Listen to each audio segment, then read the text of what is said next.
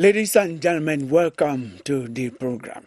The church, the mosque, and other universally recognized religious bodies constitute the moral conscience of the society. This is ordered by the Supreme Being. It is disturbing that especially the Reformed Church has over the years witnessed an untold disorder amongst its ranks, some of them for sensational and self-pursuits indulge into practices that portray anything, everything but the moral conscience. Individuals have been misguided, families have been disintegrated, communities upset. The Minister of Territorial Administration says enough of this disorder in the name of God. True to himself, Minister Paul Latanganji gave all unauthorized churches in Cameroon February 15, 2025 as deadline to regularize their situation or get out of business. This is happening now, and on Press Hour today, we think it is timely.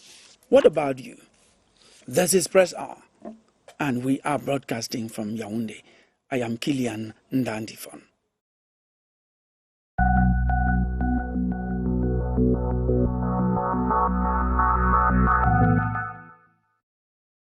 Welcome back. The topic we have today is touching everyone.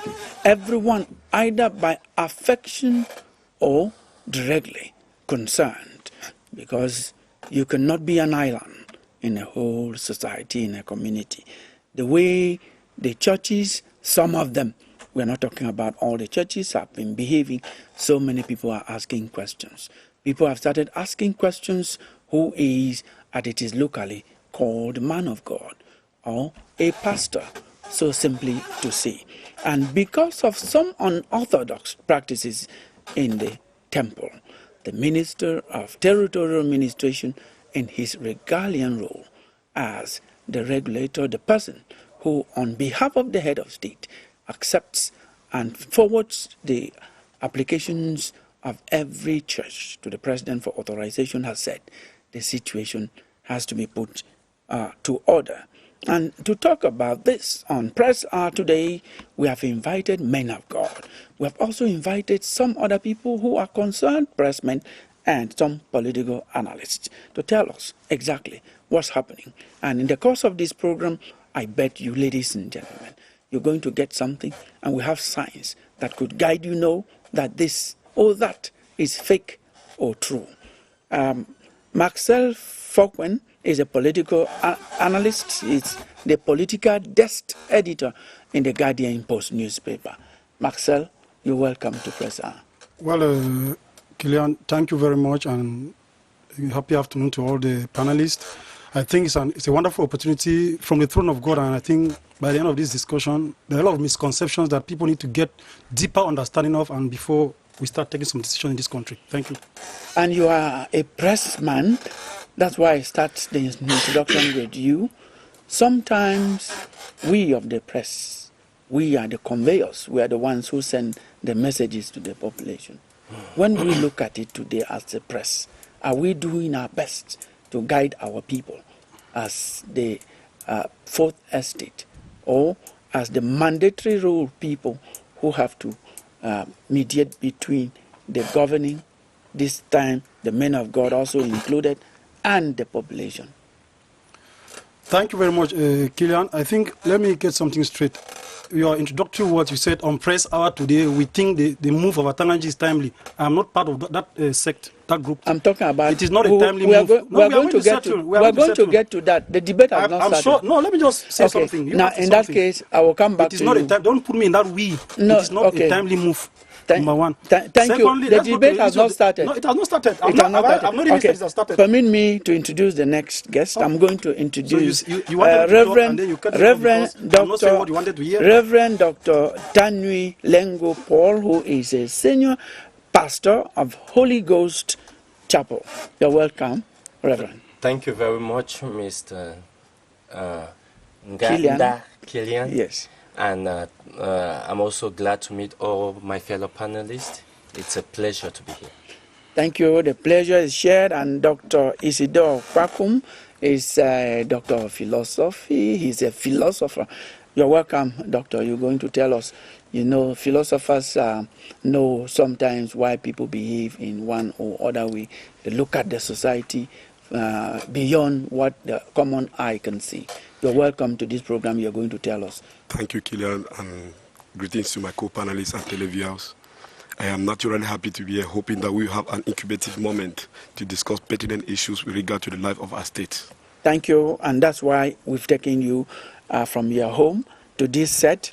We have Paul Anchang. Paul Anchang is a political analyst, and he is used to this set. His contributions are always very incisive. That's why we do not hesitate to bring him. Paul, welcome to Press R. Thank you very much for having me on your platform, Killian. Congratulations also to CRTV for having us on this platform, but also, as you alluded to the start, I think this is the 40th anniversary, so I would like to wish ahead of time for you guys happy 40th anniversary in that regard. Yes, and of television in Cameroon. Of television in Cameroon. And CRTV has been leading. We're going to talk about that at the end of this program. I just wanted to wish you guys... Thank you so much. I want to congratulate you guys on that part. And thank you again for inviting me. Of course, on political subjects which might be divergent, but we could always analyze them and we would see the convergences. And that way we'll be able to clarify those at home, so that way if they have an ideology or they have a subjective thinking about it, they might be able to see the contradictory, and then we'll be able to see actually the right way forward. Thank you so much, ladies and gentlemen. You are now seeing Reverend Dr. Joseph Jikong, Senior Pastor at Tukebi Baptist Church in Yaoundé. You're not seeing him on this set, but you will have him in the course of this program. At this moment, we invite Emmanuel Avemnu with the press review. She read the newspapers for Press R, for you and for us.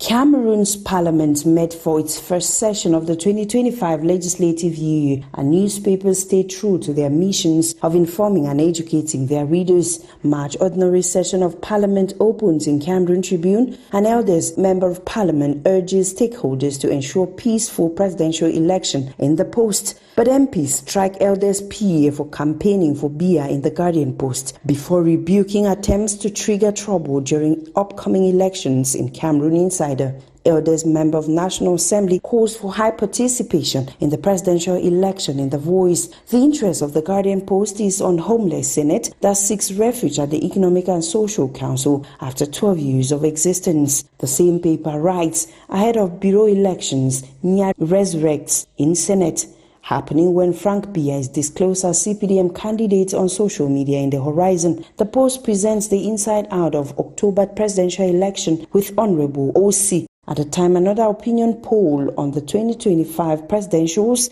put Kamto ahead of 6 CPDM supporters in the Herald Tribune. The Guardian Post brings to the fore Kamto's dilemma, seeking answers to whether he will resign as MRC leader and get endorsed by another political party, knowing too well that defeating Biya will be like getting a camel through the eye of a needle. Newswatch cues in attack on state personalities abroad, foretaste of Kamto's threat to disrupt 2025 presidential election.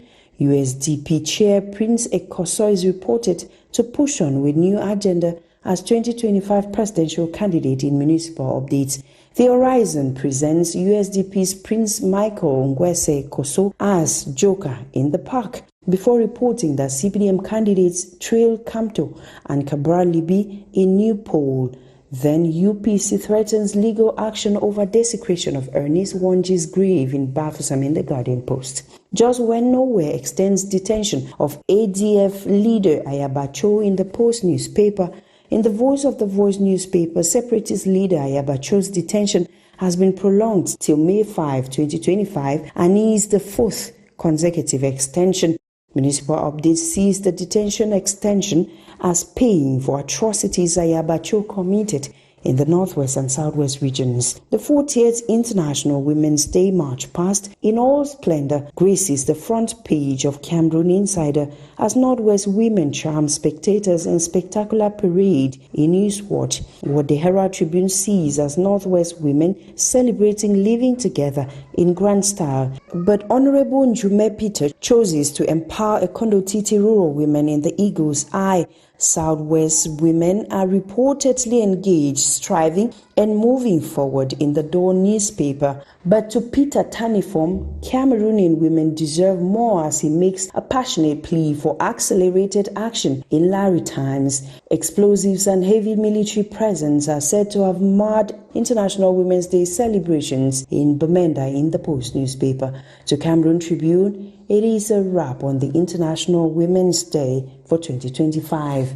Cameroon then counts Commonwealth gains in the Voice as British High Commissioner lauds nation's commitment, as Minister Felix Mbayo counts nation's blessings since joining the association in municipal updates. CAF's executive committee sees Samuel Eto'o makes entry as Motsepe stays as CAF president in Cameroon Insider.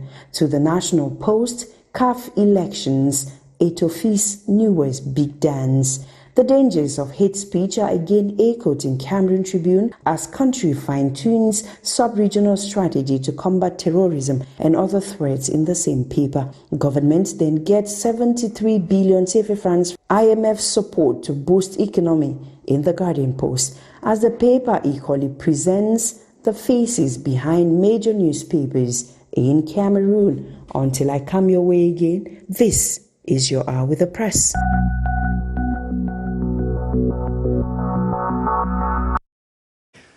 Thank you so much, Emanuela. We look forward to having you next week on Sunday at the same time for another edition of Press On. It is all about the press. Today's topic is MINAT, the Minister of, if you like, the Ministry of Territorial Administration is regulating church business. And we are asking the question, isn't it timely for that to happen, given that we are told, we have observed that there have been so much of disorder in the sector, in the house of God. Now, we are going to ask the Reverend Tanu, who is here, his reaction about the decision of the minister to regulate, to make sure that no unauthorized church is allowed to exist. You notice that some of the churches were having unorthodox practices. Okay, thank you very much. I want to first give glory to our Lord and Savior Jesus Christ for this opportunity. It's always an honor to speak on his behalf. I start by saying I find the theme a little problematic in that the real author of the church, the real owner of the church, Jesus Christ, seem distant from the concept of church business. Yes, church business should be God's business, and as much as we may try to convey the idea that church business is an industry set up by a few individuals for personal gain, I want us to start on the footing where Jesus Christ said, wherever 2 or 3 are gathered in my name, I am there in their presence. So whatever church that may be, it becomes clear that its church is God's business. And now looking at the regularization of the MINAT, if it's timely, I would want to believe that it's not timely, because I feel the relevant infrastructure to allow for integration and reformation of affected persons by whatever claim it may be has not been instituted. And even the powers that be that has been enforced to regularize churches per se, they themselves have not conducted with the utmost moral integrity. So we come to a place where those regularizing the disorder are themselves not regularized. Now, you are just shifting the blame to the other side. We're talking about the disorder in the church. We accept you are a reverend pastor, and to be honest, we should accept that there are some people you don't identify with the practices they are doing. So shouldn't order, is it not a time to put order there before we get to who is doing that? Cameroon is a country of law. And I believe before we become ministers of the gospel, we are first Cameroonians. And taking into consideration that Cameroon is a country of law, and in my investigation, I think our bureau d'enquête, our investigative systems are one of the best in the continent. Individuals involved with Christian practices are supposed to be brought to book as individuals rather than incorporating the entire body into one basket.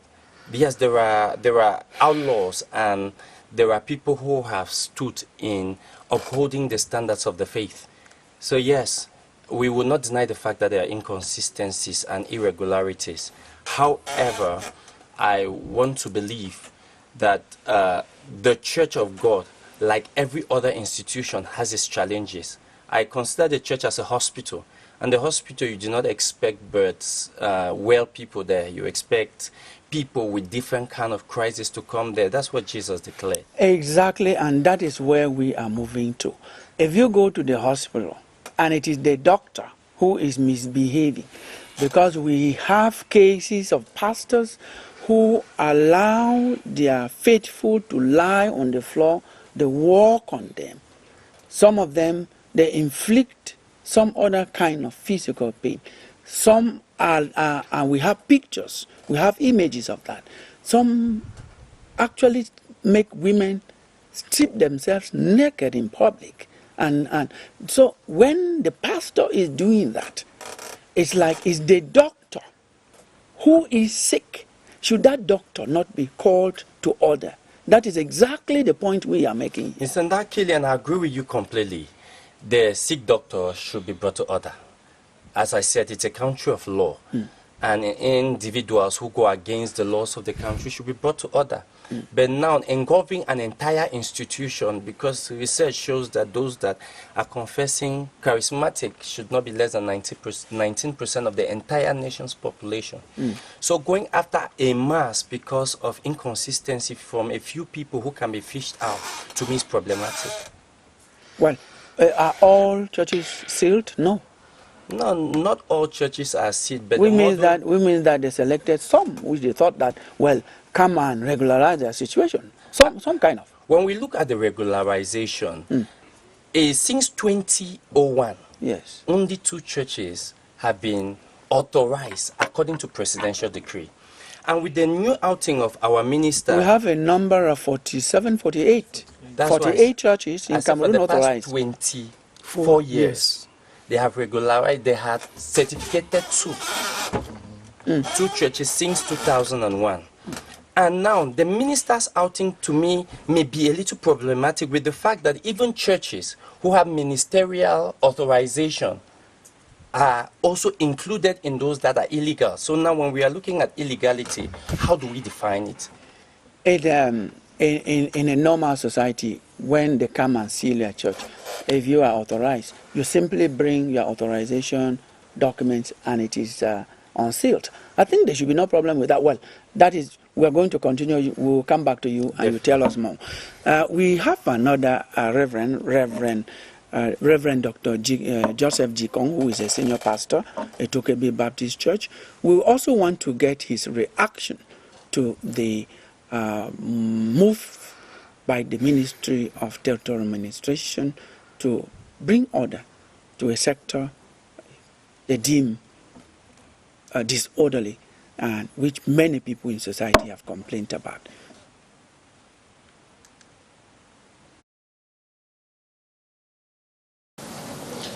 The Ministry of Territorial Administration are doing their job, attempting to put order where there's a lot of disorder. It is something laudable. It's something that we as a church ought to be more orderly than any other organization in the world, because God himself tells us that we should do everything in order, because God is not the author of confusion, and so we cannot be authors of confusion using his name. So it is something laudable if it is done the proper way. if churches are unauthorized, I don't know how they came into existence in the first place. That's what I would say. I think the concern we have is that sometimes in the course of closing unauthorized churches, some authorized churches are affected. That's where I say the proper way. In other words, there should be some education to understand which churches are legal, which churches are not legal, and they will begin to address that situation accordingly. So I would say, to me, the first part is to be able to commend the minister and his people so that for what they are doing. But by the same token, I'm saying it is important to understand which churches are legal and which are not. Because in as much as we want to bring order, there's been a lot of suffering and there's been panic even when churches are legal and they have been closed down. So the move is laudable, the move is commendable on condition that we also respect those churches that are really, really authorized. Thank you. We're going to get back to you, Reverend Dr. Joseph Jikong, in due course for you to tell us more about this when we need your contribution on this program. We'll come back to you, Marcel, but before we come back to you, let us get some of the stories from Dr. Isidore Pakum, stories that are known in society, not fiction, that we Cameroonians, whether we belong to what part of the country, we have lived, we have read about, we have heard, we have seen some of the awesome things that happened that prompted the state to come in through the Ministry of Territorial Administration to regulate the sector. Yeah, thank you, Killian. Before I go there, I must first of all congratulate the Minister of Territorial Administration for a job well done. And I urge him to hit more harder because we are in the state of law. And in the state of law, everybody is conformed within the normal rubrics of that society. And if men of God become disorderly, it means that their morality is equally questionable. Because it is no news that some of these people do not have authorization, and in a lawful state, you must be authorized to operate within the framework of law. And now, if you are not authorized, and some of them are not even trained theologians, some of them, they create noise pollution in quarters, some of them, they cause divorce in home, some of them abandon their duty of evangelizing, they became health practitioners. We've seen a case in Northwest where a pastor goes into the hospital and removes oxygen to a person who is in dire need. We've seen reverend fathers in Douala or men of God in Douala who have impregnated about 7 married women. We've seen all these cases and we cannot allow them to continue existing in this unorthodox manner. So I think that the minister's decision is quite commendable because their actions are questionable. In a society like ours, we cannot be having churches clandestinely. A church that is not authorized, and then you tell us to allow you to operate. Where are we going to? Minister are trying to hit harder because some of these churches, when you have the authorization, they give it to the next person because it's becoming business, where most of their Christians are being scammed. They give offertory, they spend all their time in church, and then the men of God are moving in flammable cars, and you see the Christians suffering. So to me, when you have an authorization, you should tell us the location where your church should operate, and then we have a follow-up on you. When you take your authorization and give to another person because your business is foreign, say, go and establish that way. Churches keep multiplying with people of questionable morality. So the church is supposed to be an example. Why should they operate in illegality? Why? Because if these churches are illegal, they should be closed. If you have authorization, before a divisional officer closes your church down, you must ask, are you a clergyman? You show proof that you are being trained as a clergyman. Number 2, do you have the authorization? You show proof that you have the authorization. A civil administrator is not a villager. He's not just somebody who gets up and say, close this church. No, he acts within the framework of law. You show your papers, they go their way. If they close your church, you have the papers, bring them. Those are claiming that they just close down churches illegally, to me is fake. Because I live in a quarter where in every kilometer you have a church. And most of those churches, anybody who have a big parlor has a church. And you see the way they treat their Christians, very, very unprofessional. The ethics, the deontology of that the domain is failing. And all the men of God are to be questioned. They should be well trained again to know what to do when it comes to God. Because even the Bible, one of the commandments says that we should not call God's name for nothing. They should not be calling God's name and doing the wrong thing. To me, they should sit up and the ministers should hit more harder. Before they give you authorization, they should question your morality, they should investigate you and know where your church is. So that when the business flourish here, we know that you are here. Don't extend it or give your paper to another person to establish and operate where you are not there to investigate. That is where we have multiplication of churches. Yes, now, Marcel, your take on this. Let's be very truthful. The first message I'm sending to the minister, this crackdown you have embarked on is a failure. It's going to fail. Number two, there will be many more churches in Cameroon years to come. Let's get this message very clear. This thing that people think that they are experts in every domain, you analyze issues you don't understand. You quote the Bible upside down. Who can go and seal up a native doctor's shrine? Who can go and seal a mosque? Is it because it's a church? Everybody just gets up and people are simple laughing over it. He's talking about churches. Go to quarters. How many? Every one step is a bar. Why don't we see the minister there? All the broken roads in Yaoundé, all the field we are seeing all over. Is it the churches that are causing these things? Calm down. You are the one to calm down. Relax. Yeah, allow me to talk. Who is to calm down? Allow me to talk. I've seen that the pastors are talking a lot of restraint. There are things that they are talking a lot of restraint because they feel that the minister will come after them. The truth is, I'll repeat it again. The minister will fail with this mission. Do you have a There will be many more churches in Cameroon. Do you know the minister you are talking about? Okay, I don't know the minister. All right, you No, know, but I'm I asking don't know. whether you know. You know the minister. When he says it, he does it. Okay, let me give him a message. No, you will continue to speak. No, we are interrupting me. No, we are You want me to come? It's No, a conversation. We are not conversing, sir. I'm not taking the microphone away from you. You are choking me. No. Why did you invite me? No, to talk and to listen also. No. Why? Because you want me to follow a narrative. No, not my narrative. Allow me to speak. Allow me to. Can I say something? No, you will say something after. I have not even said anything. No, you will say it. This 1 p.m. I have not even said anything. This is what I'm telling you. Why did you invite me? I invited you to talk. No, you invited me to follow the train of CRTV. No, I am not here for CRTV, sir. No. So allow me to explain myself. Marcel, the minister we are talking about, who is acting on Is it the first minister of territorial administration having Cameroon? Just listen to me. Atanganji is not the first minister. I will not be the last. When you don't listen, how do you expect? You are the one not listening. You ask a question. I'm still to talk for 4 seconds. You interrupt because the ideas don't flow the way you want. No. This crackdown on the church will fail. See. It's not some. Atanganji is not regularizing churches. He's cracking down on churches. Is that regularization? The law. You in this your profession of journalism, we have the NCC.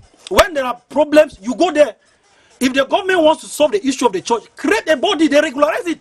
Atanganji has no spiritual mantle or knowledge to know that this person is called. He's not called. What do you do? Call these people together, create a commission. You want to apply, you have a college. These men will authenticate and tell us, and then they forward the thing to the minister. But you just get up one morning and then look at the way he even does it. You just go and sit in a press conference. You are warning pastor. Does he understand who is a pastor? Do you know who is a pastor? Do you know the bodies these people are carrying in society? Everybody just sit in any corner because you can afford a bottle of beer in such churches. Is that how we are supposed to operate? A Christian what they saw. If there are errors within the church, there are things you have to do. Not that you just get up because you have a PhD, you are talking some high-sounding grammar, and you want to tell the church how to operate. It doesn't work that way. Are you satisfied now? No. Can you continue to talk? I've explained to you. The first thing I said, I repeat again. No, if you are repeating, I wanted you to continue. If you are repeating, let me come in. You say you are repeating. I gave you all the time you want. You did not give me. You interrupted me when others are speaking against the church. No, please, you just relax. Please. But now, if Marcel is saying the way that you don't want it, you say, no, let me just... I allowed you to speak now, Marcel. It doesn't go that way. I allowed you. You have spoken and then you say... No, listen. You don't want to... idea. I don't want to repeat. No. He raised a new idea. How do you explain? No, see. In the last 24 years, Bias authorized 2 churches. How many off-licenses have just... Another person will speak. You know, when you come to this program, you see, every other person is order. Even when you are speaking alone, you are shouting. No, you are the one that is shouting. He doesn't respect you. See, you say someone got up one day and went to take action. At the end of, just as a reminder to you, at the end of 2024, the Minister of Territorial Administration, I am not calling him Atanganji. He is a minister appointed by. He's a minister. He's His Excellency. Yes, nobody is debating that. Yes, but when you just call him Atanganji as if he was your mate, I didn't say so. You are the one putting. You have to respect him. I respect him. I respect. He's a wonderful minister, but on this issue of the church, first thing, he's being advised. You see how unorganized you are. You don't allow even me. I must not be organized in the prism or what do you think? Now, he gave all these churches more than 3 months to regularize themselves. and the deadline was February 15, 2025. We are. He has started acting through his collaborators long after the deadline he gave. So that is just to tell you that you are the one making statements that do not.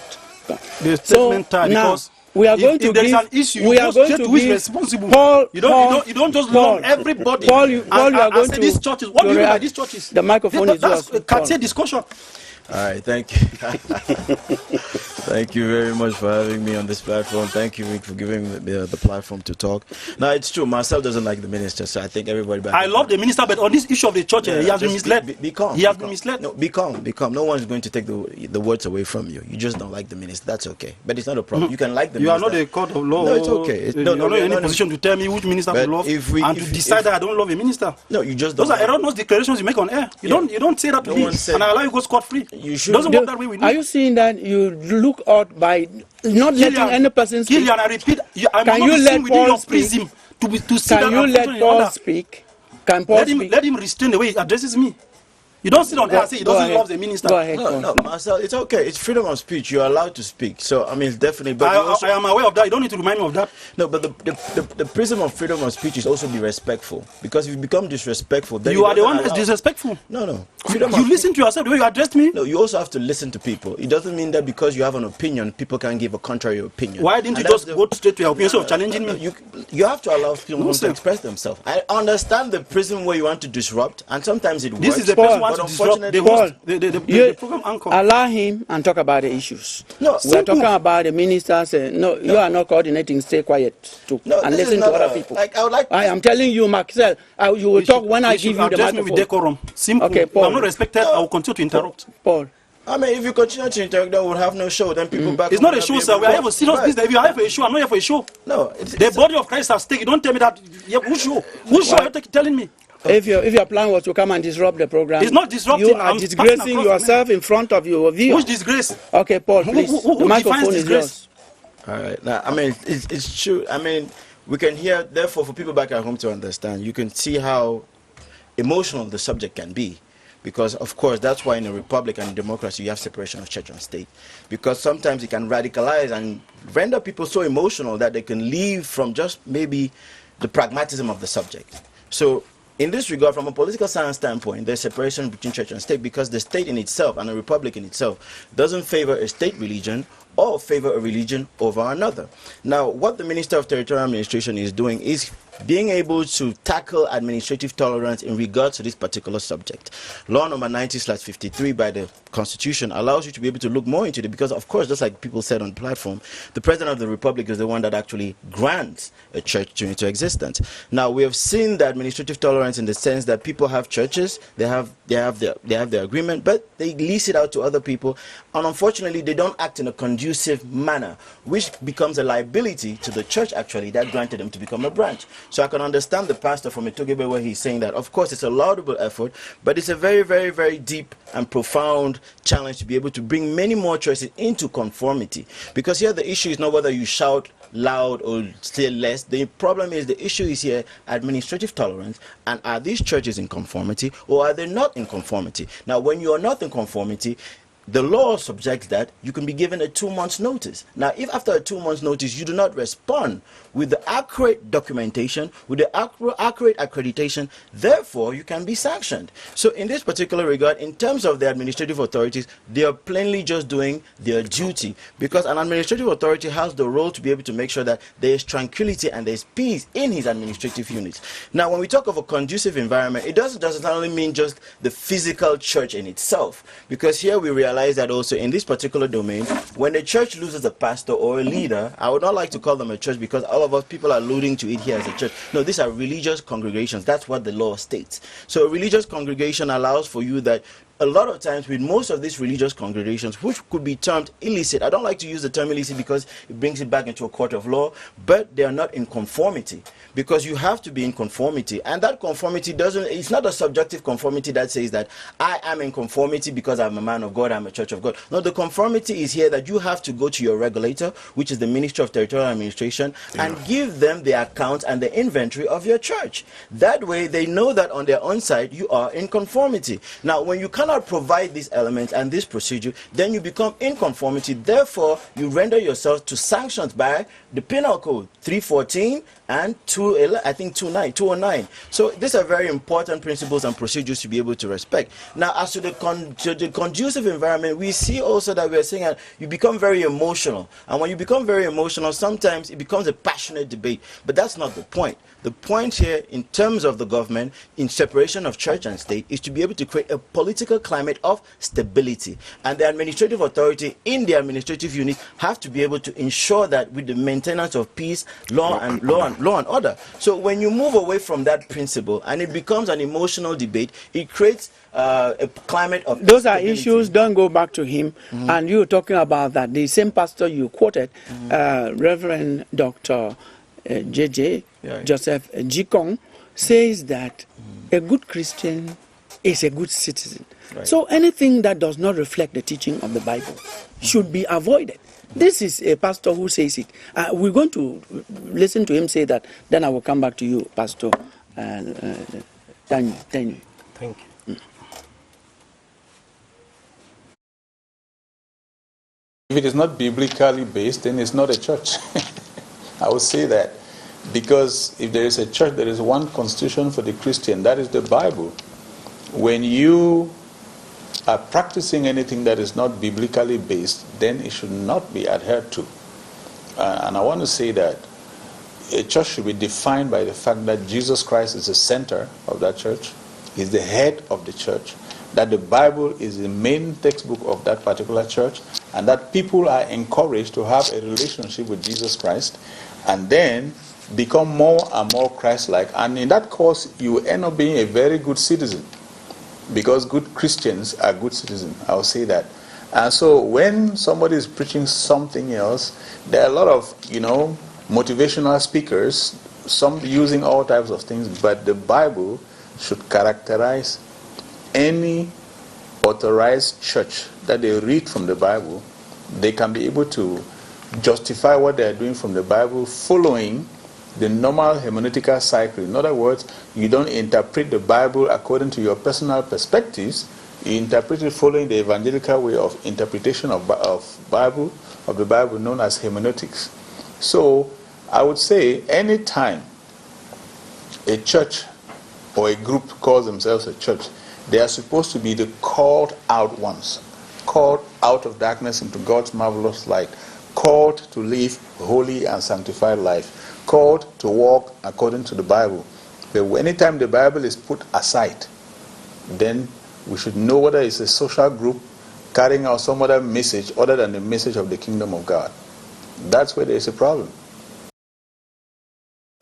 Now, I cannot avoid you, Marcel.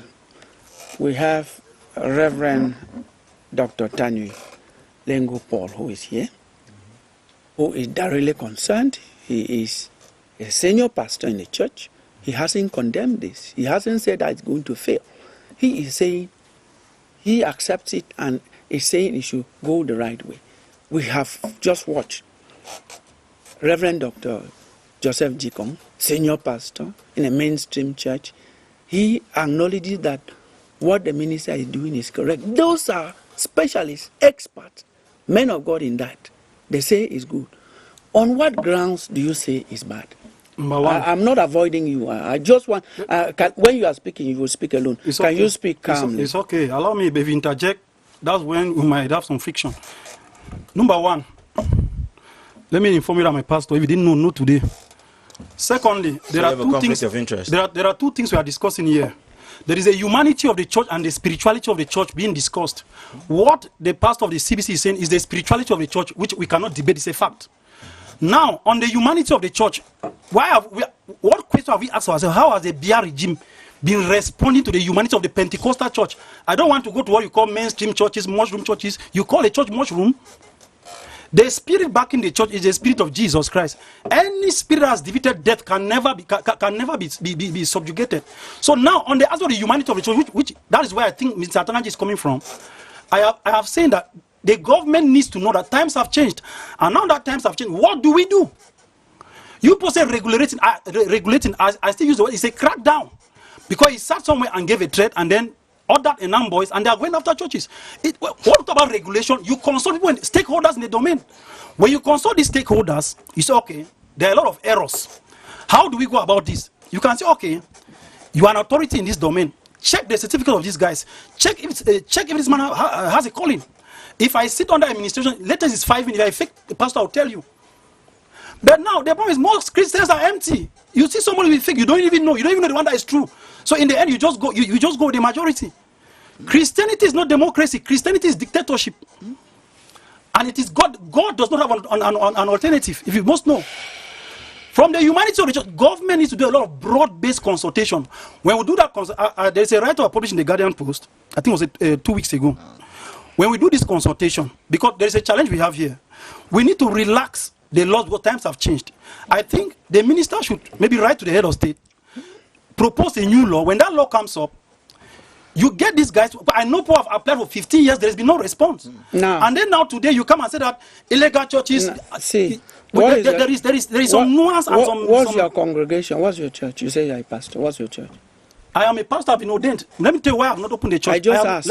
I want to explain to you. Yes. The day I will hear that go, I'm going straight forward. The day I just get it, that open, I'm opening. From God. Yes. It's as simple as ABC. But I have not opened God. I have not heard. That is where the error is, because now I want to dwell on the humanity aspect of the church. I don't want to go to the spirituality. The humanity of the church is that. Let me say something. It's a conversation. Yes, let me say something. When you're talking, I listen. Let me say something. I ask you a question, you answer. When I want to talk now, you just get aggressive. I have not opened. Is it normal? It's not good. When I talk calmly, you listen. I ask you a question, you answer. Why must you be aggressive? There is a direction you want me to go to, which is not coming, and so you think that you can deal. You have just spoken for more than 3 minutes without interruption. 40 seconds something. 40 what? So let me tell you. You say you're a pastor, is that true? Let me emphasize on that. You say you're a pastor, what you have said, is it true? Let me emphasize on that. Very frank. Is it true? I have not spoken for 1 minute, Killian. I have not spoken for 1 minute. You are wasting my time. Reverend, are we again talking about the truth here? Well, allow me to speak. Let me ask. You have not been called. You don't yet manage a congregation. I have been called. I have not opened a church. Don't misunderstand. I have a calling. It is. I know. Like I know my name. You just said that you are waiting for the call now. I have not. Let me explain to you. There are people who are called to assist, but those who open. You have to know the dimensions of your calling. I don't want to go there. The spirituality of the church does not concern the government. We are talking about the humanity of the church. Now the problem of humanity is that somebody knows that they have a calling. Maybe because you see Pastor A has a car, and then you just go head on toes and you start opening the church. That is where there are problems. To address these problems, we need consultation, not this rat race that we are entering into. Pastor Tanyi, I wanted just to give him, you've mentioned something very important, that people just follow others without actually knowing. You know, Dr. Isidore talked about pastors have to be trained. Yeah. Reverend Dr. Jikong talked about pastors need to be trained. Those are basics. I know also Pastor Tanyi will say pastors, they need to be trained. All of us, we know that. And you are talking about following. As an expert, if you mislead, they will follow. That is why we are here. That there are some pastors who are misleading. And that's why people are following. We don't dispute that fact. Let's just listen once again to the signs and marks from Reverend Dr. Jikong. What are those signs that indicate that this is fake, this is a good pastor? Let's listen to him once again. There is a concept of being wolves in sheep's clothing in the Bible that Jesus talks about. It is, people have problems. That one we know, all of us know that. But we need to be discerning. There's something called discernment that every Christian should test the spirit. The Bible says, because not every spirit is of God. 1 John chapter 4 verse 4. If you test the spirit, you also watch the life of the supposed man of God or woman of God, as the case may be these days, you begin to find out that there is inconsistency, incompatibility between what they are supposed to be preaching and what they are living. If there is that inconsistency, then why do you go there? One of the problems we have is chasing miracles. And when you are chasing miracles, the devil also performs miracles. I'm not saying, I'm not of this school of thought that the same miracles have ended. No, I'm not. I believe that God, that Jesus Christ is the same yesterday, today, and forever. Hebrews 13 verse 8. And if Jesus is the same yesterday, today, and forever, Jesus can still perform miracles. Jesus heals by miracles. Jesus heals by medicine. All healing is from God, by miracles, by medicine. But when we have an unhealthy desire for miracles, then we can fall prey to those who may be manipulating us. And that is where there is a problem, because Christians sometimes jettison and they reject or even resist messages that are preached directly from the Bible because they want the sensational. Of course, God can do anything. There's nothing impossible with God, but by the same token, we must be discerning enough to understand whether this thing is of God or not of God. And one of the evidence of it not being of God is if it is not Bible-based. Okay? If it's not Bible-based, you know that there is a question mark about it. On the other hand, there are many things that are going wrong. I will say that because we have put the Bible aside and we are trying to provide our own solutions by different means. You know, we all know outside that there are people who say they go to wrong sources to take power to perform miracles. Meanwhile, we're supposed to act by faith, which is the substance of things hoped for, the evidence of things not seen, as per Hebrews 11 verse 1. And Hebrews 11 verse 6 says, without faith, it is impossible to please God. And so when you are going to some particular place to say, okay, and now to say, okay, you're going to get a miracle, and now tell you, provide 3x, provide 7 this, provide this number of things, you know that is not scripturally founded. You know, if it is not based in the Bible that you are trusting, you are praying for someone, then you believe those things, and you know that you may as well be in a shaman's place, in a text, in a marabout's place, in the name of a pastor. So Christians should always ask, where is that found in the Bible? Yes, Reverend Dr. Tanyu Lengu Paul, you listen to Reverend Dr. Joseph Jikong on what are the guiding signs that can tell a Christian or a common person that this person in the name of pastor is a good one, is a true one, is a fake one. What other reasons or guidelines, apart from what he has said, can you add to us? According to Romans chapter 8, I think verse 14, the Bible said, they that are led by the Spirit are the sons of God. When it comes to pastors, sometimes I usually restrain myself a little, taking into consideration Romans chapter 14, verse 4, who say, who art thou to judge another man's servant? Because God is not weak, he's able to make them stand. So when we are talking, therefore, on signs of a real pastor, one thing which is clear is that the things that the Reverend said, they are correct. Everything should be verifiable scripturally, because Scripture is the one manual we have. But now there will also be a need for a council of pastors who will be looking at Bible interpretation, because the reason the churches started separating is what you call heretic. Yes. The reason the churches started separating was because, you know, when a school of thought stays too long and goes out of date, you know, it started with Martin Luther King in the 15th century. The Protestants came up, and it continues till today. So, you know, there are times which when the church is too established, God in his infiniteness has an ability to take even a child and engineer a new move, because this church is God's church. Now, let me ask you, can this new mood be that a pastor will ask Christians to walk under his legs, or they stay on the floor and he walks on them, that he is an anointing? Okay, some of those excesses are visible. But as I said, when you look at the excesses which we see, it becomes necessary for Bible scholars themselves, people who are fine-tuned with interpretation of scripture, to be able to identify these excesses. And that's why I do not go after the church because it's God's church. I go after the minister that are propagating the evil.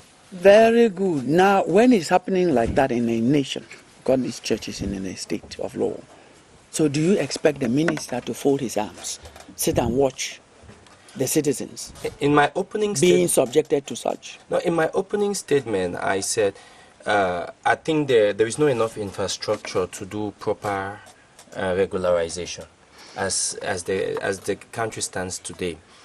The country is a state of law, and if you go to Kundenge, who is just a few kilometers away, you discover there are all kinds of persons that are there. There are priests that are there, there are pastors that are there, there are imams that are there, which means the law is taking its course. It's when our brother Dr. Isidore was speaking, I don't know if he slipped of tongue, but he mistakenly mentioned a reverend father was involved in pregnancy married women. I do not want to go after the Catholic Church, but I think if there is irregularity in the body of Christ, then That was an established report that was done. I don't no, talk. that's why I'm saying now that one happened in a Catholic church, No. but the minister's outing is against l'Église du Réveil. No, It's against every church. revival churches. No, that is not true.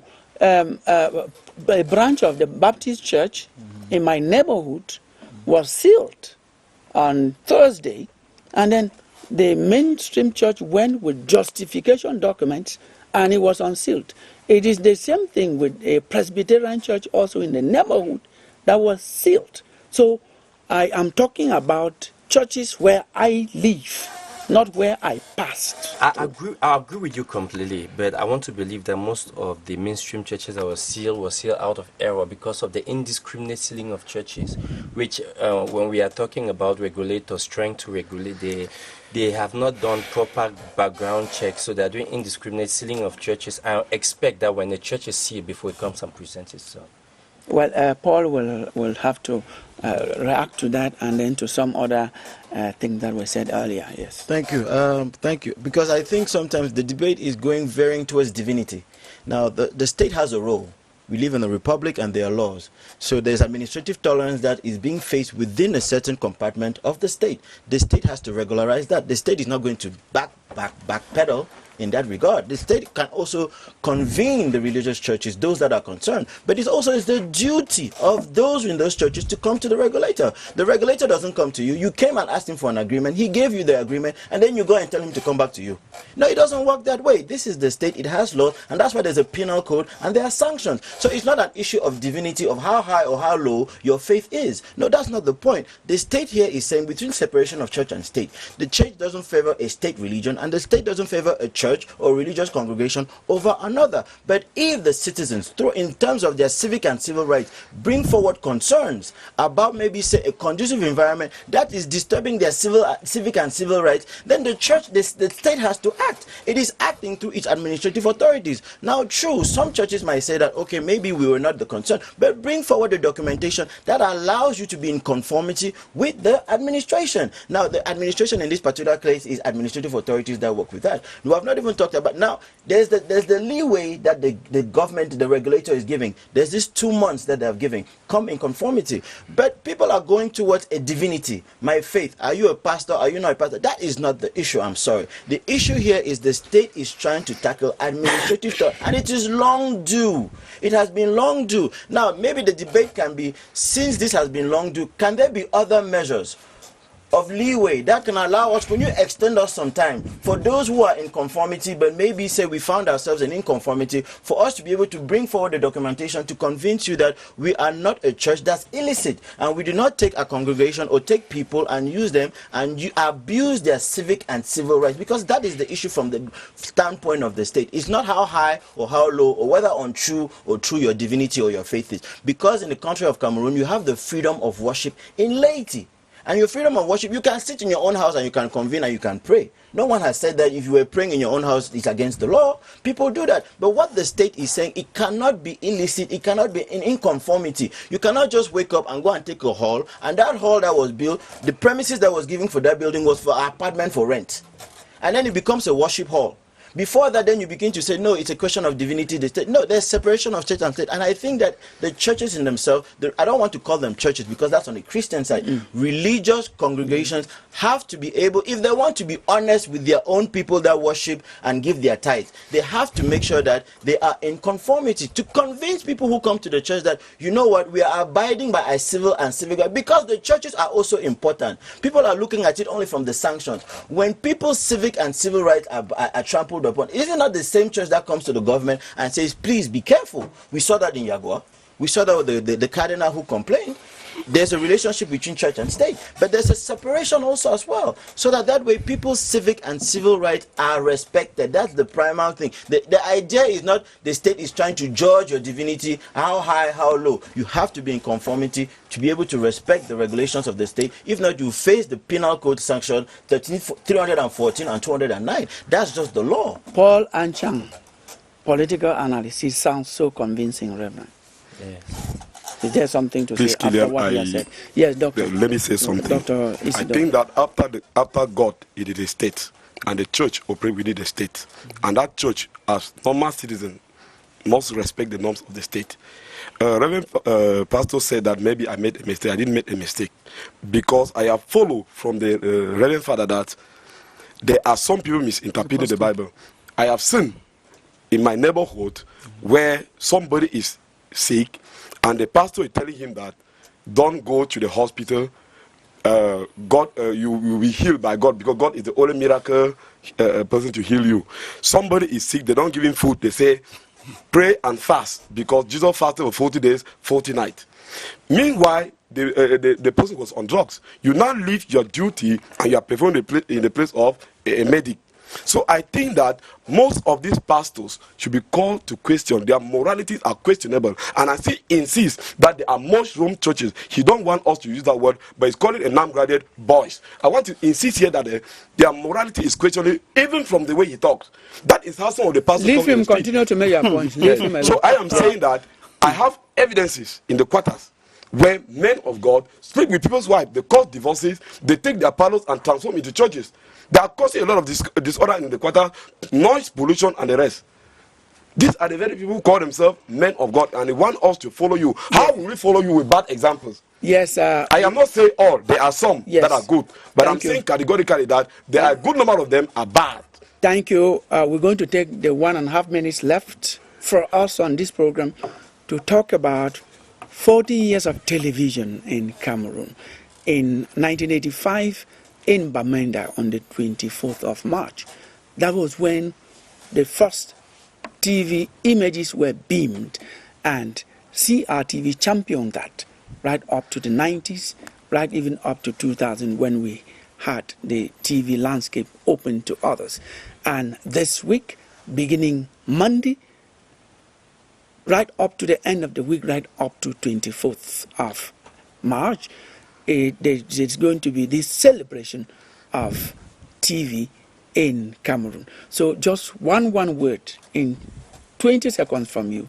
Yes, what do you remember? Well, I think that 40th anniversary was when I was not yet born. So I have to say I'm a happy person to have joined when there was a lot of civilization. And you are on TV now, yes, Master. 40 years of TV. 40 years of TV, we can only but celebrate the plurality of the television stations we have in Cameroon. I think the next couple of years, those channels will keep on increasing, and shows that our media landscape is burgeoning with some challenges. Thank you. Yes, Reverend. Okay, being a priest, I think TV, 40 years, it's a great initiative. It's a great initiative because it gives us increased platform where the gospel can be preached. And as we close, I'm just saying with the administrative tolerance, because I think the administrative tolerance that were extended 3 months, it's evident that no church was regularized within that 3 months, which I do not know what the minister did to bring some people to board. But we thank God for TV, we just pray that it gives us much more opportunity to minister Christ. I think that's what moves me more. Thank you, and we have a lot of it preaching now on TV. Yes, Paul. 40 years for me. I would like to give maybe thanks for all the Anglophone icons that have gone through CRTV. Eric Chinje, the others as well, Shashandimbe. We have so many of them, we cannot name them here. As you said, all of them. So even yourself, you're part of that journey, and Yes. then you're also Thank you, I'm honored. an icon on that way. Thank you so much. Thank you, gentlemen, for coming. Thank you for your contributions. We just hope that the program today, you learned something that inspired you in one way or the other. We want to thank you once again for watching, and have a nice time. Thank you.